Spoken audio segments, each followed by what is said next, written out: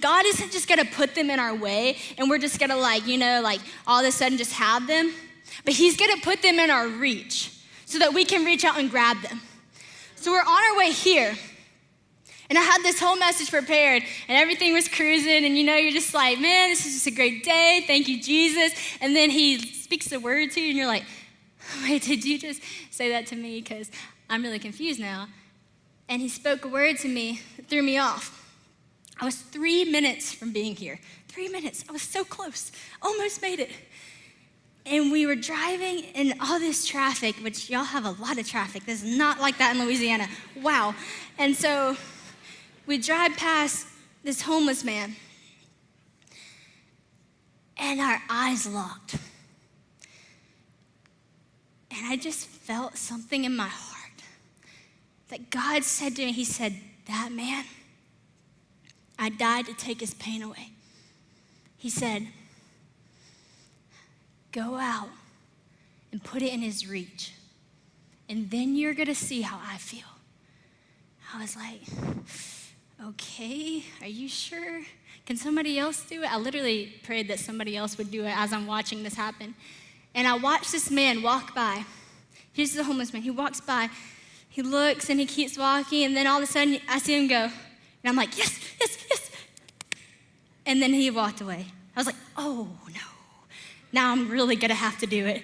So we keep driving, and I tell my friend that's driving, I said, look, I'm sorry, this is not gonna make sense. I know we're already running late, but you gotta turn around. You gotta turn around. And I grabbed my Jesus Bible, and I walk up to this man. I said, hi, I'm Sadie. I said, I don't have any money, honestly. I don't have anything on me right now, but I do have this, and this is everything, and I wanna give this to you. And he looked at me, and his eyes filled with tears. He said, no, I can't take that. I said, well, sure you can. Sure you can. Please take it, please. I really want to give this to you. He said, no. He said, I'm an atheist. I said, okay, well, just take it, please. Please take it. He said, no, I'm not going to take that. I can't.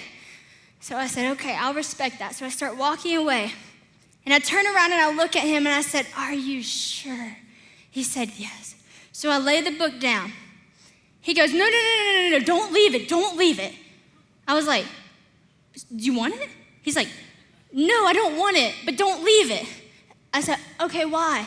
He said, please give it to somebody that will take it, because somebody needs it, but it just can't be me. And my heart broke. And Jesus said, that is how I feel. Because Jesus is extending his hand to us with truth, with promises, with something that can save us from a dark world. And sometimes we just say, no, we don't want that. We're just gonna lay here. We're just gonna stick with this life. We just walk away. And Jesus is saying, no, are you sure? Please take it. I died for this. Please take it. And some of us just say, no, we don't want that, Jesus. He said, are you sure? He tries, he begs, but it does take us pursuing him. It does. There has to be a moment that we have to pursue him. And that guy knew somebody would.